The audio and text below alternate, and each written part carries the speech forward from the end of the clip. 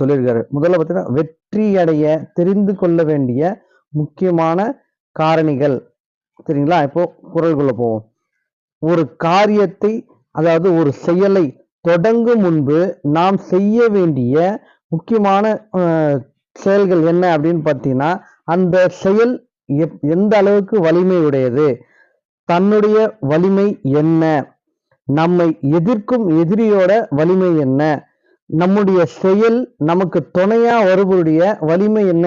இந்த விஷயங்களை நீங்க சரியா ஜட்ஜ் பண்ணிட்டீங்க, சரியா கணிச்சிட்டீங்க அப்படின்னா நிச்சயமாக வெற்றி நம்முடையது. அடுத்தது, தம்மால் செய்ய முடியும் என்ற செயலை அதை செய்வதற்கு ஏற்ற ஆற்றலை அறிந்து அதையே மனதிற்குள் எண்ணி அதை எவ்வாறு செய்ய வேண்டும் என்று தீர்மானிப்பவருக்கு நிச்சயமாக வெற்றி கிடைக்கும் அப்படின்னு வள்ளுவர் சொல்றார். நம்முடைய